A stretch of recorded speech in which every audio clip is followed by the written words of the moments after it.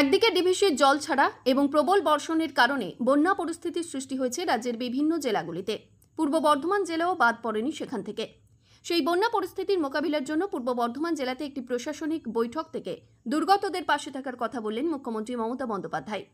এদিনের এই বৈঠকে উপস্থিত ছিলেন পূর্ব বর্ধমান জেলার জেলাশাসক রাধিকা আয়ার, এসপি আমনদীপ, মন্ত্রী স্বপন দেবনাথ, অরূপ বিশ্বাস, সিদ্দিকুল্লাহ চৌধুরী, মলয় ঘটক, কৃষি উপদেষ্টা প্রদীপ মজুমদার সহ একাধিক আধিকারিক এবং পদাধিকারীরা। বন্যা পরিস্থিতিতে বন্যা দুর্গতদের পাশে দাঁড়ানোর বিষয়টি তুলে ধরেন মুখ্যমন্ত্রী। এদিনে সাংবাদিকদের মুখোমুখি হয়ে তিনি কি জানিয়েছেন শোনাবো আপনাদের। আমি আপনাদের যেটা বলছি, সেই সব জায়গায় দায়িত্ব দেওয়া হয়েছে বিডিওদের, ডিএম, এসডিও, আইসিদের, যে তারা দরকার হলে মানুষকে বুঝিয়ে সুঝিয়ে, আমি জানি ঘর ছেড়ে আসা খুব মুশকিল, কেউ তার নিজের বাসস্থান ছাড়তে চায় না, কিন্তু একটা মানুষের জীবন চলে গেলে জীবন ফিরে আসে না। বাসস্থান হয়তো ফিরে পাওয়া যায়, কিন্তু জলে ভেজা কর্দমাক্ত অবস্থায় অনেক কিছু তাদের নষ্টও হয়। এই অবস্থায় আমরা এমএলএদেরও বলেছি, আমরাও গুরুত্ব দিতে বলেছি। বন্যার জল চলে গেলে প্রথম কাজ হচ্ছে বর্ধমান, বাঁকুড়া, বীরভূম, হুগলি, হাওড়া, নদিয়া থেকে শুরু করে বাঁকুড়া, যতগুলো জায়গা আছে, উত্তর 24 পরগনা, দক্ষিণ 24 পরগনা, যে জেলাগুলো শস্য ভাণ্ডার, যাদের শস্য নষ্ট হয়েছে, যাদের জলে ধানের জমি প্লাবিত হয়েছে, তাদের জমিগুলোকে মেপে তারা যাতে শস্য বীমার টাকা পায়, চাষি ভাইদের, বোনেদের আমি চিন্তা করতে বারণ করব। কারণ আমরা বিনা পয়সায় শস্য বীমার টাকা প্রতি বছরই চাষিদের দিয়ে থাকি। বাংলার দুর্ভাগ্য, বাংলায় যতটা বন্যা হয় এবং আসামে অন্য কোথাও সেটা হয় না। কারণ বাংলা হচ্ছে নদী মাতৃকার দেশ, নদী, পুকুর, সমুদ্রে ঘেরা। ফলে আমাদের বাংলার অবস্থানটা ঠিক নৌকার মতো, প্রচণ্ড জল জমে যায় একটুতেই। আর ঝাড়খণ্ডে বৃষ্টি হলেই আমাদের চিন্তা হয়, জলটা ছেড়ে দেয় নিজেদের বাঁচাতে টোটাল বাংলার ওপরে।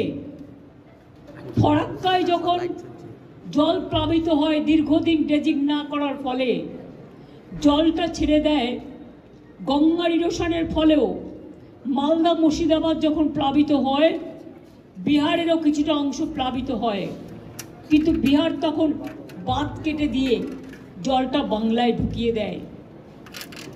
Ganga action plan, ফ্ল্যাড control, DVC তিনটেই কেন্দ্রীয় সরকারের আমলে, মানে অন্তরে, মানে ওদের অধীনে।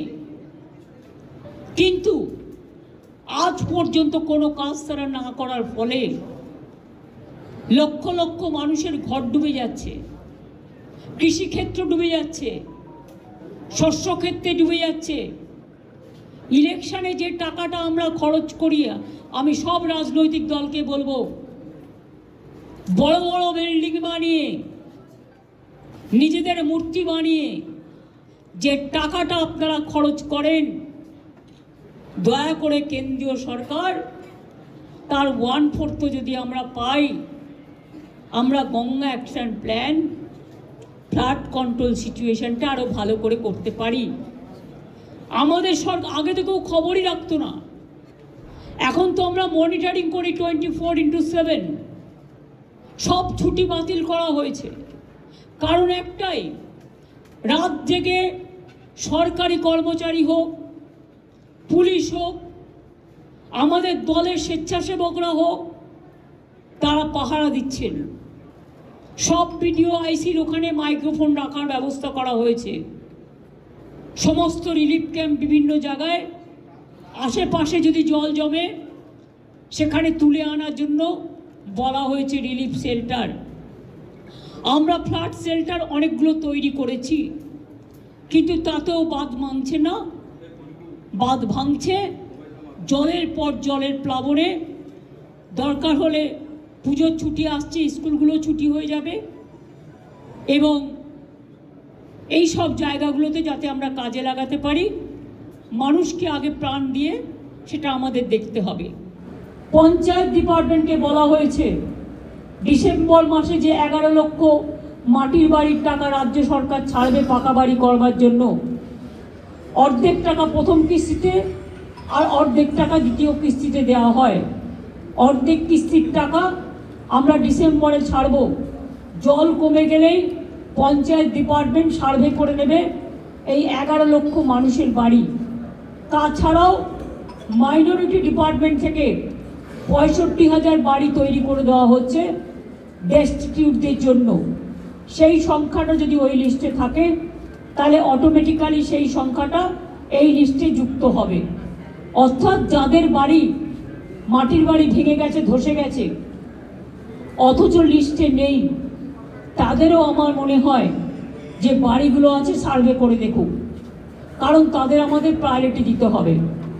আমরা 50 লক্ষ বাড়ি বাংলায় পাকা বাড়ি তৈরি করে দিয়েছি এই 13 বছরে, কিন্তু এখনও মাটির বাড়ি গ্রাম অঞ্চল, আমাদের তো গ্রাম অধ্যুষিত বাংলা, এখনও 50 লক্ষর মতো বাকি আছে। সেক্ষেত্রে যে বাড়িগুলো একেবারে ধ্বংস হয়ে গেছে এবং অর্ধেক ধ্বংস হয়ে গেছে, সেই বাড়িগুলোরও একটা লিস্ট করতে বলা হয়েছে। ইতিমধ্যে অনেক বাড়ি হয়তো 11 লক্ষর লিস্টে আছে, যেটা নেই সেটা আমরা চেষ্টা করবে আরও কিছু বাড়িয়ে তাদের লিস্টে যতটা সম্ভব, যাদের একমাত্র ভরসা তাদের মাটির বাড়ি, তাদেরটা দেখে দেওয়া যতটা পারবো, টাকা যতটা পারমিট করবে। যতক্ষণ না হচ্ছে ততক্ষণ এক একটা বাড়িকে 3টে করে তিরপল দিতে বলা হয়েছে যাদের বাড়ি ভেঙে গেছে। খাওয়া দাওয়া রিলিফ, এবং আপনারা এই প্রথম দেখেছেন, আগেও করেছি আমরা, সরকার থেকে যেমন রিলিফ দেওয়া হচ্ছে, জিআর চলবে যতক্ষণ স্বাভাবিক পরিস্থিতি না হচ্ছে। পুলিশও নিজের পক্ষ থেকে অনেক জায়গায় কমিউনিটি কিচেন করে করে তারা খাবার পৌঁছচ্ছে। আমিও আমাদের পক্ষ থেকে, আমার দলের পক্ষ থেকে 10 গাড়ি খাবার কার পুলিশকে 10 ট্রাক দিয়েছি, আমাকে সহকর্মীরা দিয়েছিলেন। এছাড়াও সব জেলায় যেখানে যেখানে বন্যা হয়েছে আমরা সাধ্যমতো ড্রাই প্যাকেট করে দিচ্ছি। এক একটা জেলায় হয়তো সাবজেক্ট একটা দুটো চেঞ্জ হতে পারে, কাউকে 5 কেজি চাল, কাউকে 5 কেজি মুড়ি, ডাল, আলু, হাফ কেজি করে সর্ষের তেল, কোথাও সোয়াবিন, কোথাও বিস্কুট, কোথাও চা, এই দুধ বাচ্চাদের। এছাড়াও ডাল, হলুদ, যা প্রয়োজন মানুষের ইমিডিয়েট, সেই ড্রাই প্যাকেটও আমরা দিচ্ছি এবং পরিবার অনুযায়ী এটা অলরেডি আমরা দিয়েছি বন্যা এফেক্টেড এলাকাগুলোতে। আবার যদি অন্যান্য জায়গায় বন্যা হয়, কন্টিনিউ করে, তখন আবার দেয়া হবে। মানুষ যেন এটা না ভাবে যে আমরা বিপদে পড়ে আছি। বিপদে তো তারা নিশ্চয়ই পড়ে আছেন, তাদের দুর্যোগ কেটে যাক, তাদের দুর্ভোগ কেটে যাক, মায়ের কাছে আমরা এটাই প্রার্থনা করি। সব মানুষ, আমি সব ধর্ম, বর্ণ, সম্প্রদায় সবাইকে বলবো, নিজে একখানা রুটি খেলে 8খানা ভাগ করে দিন, কেউ যেন বঞ্চিত না হয়, এদিকে আমাদের নজরটা রাখতে হবে। আমি এমএলএরও বলেছি, এমএলএর যে কোটার টাকা আছে তাই দিয়ে তারা রাস্তাগুলো গ্রামীণ যতটা পারবেন করুন। আমি এমপিদের কাছেও রিকোয়েস্ট করবো, আমাদের এমপি যারা, তাদের টাকা দিয়েও তারা রাস্তাগুলো করুন, বিশেষ করে গ্রামীণ রাস্তাগুলো করুন।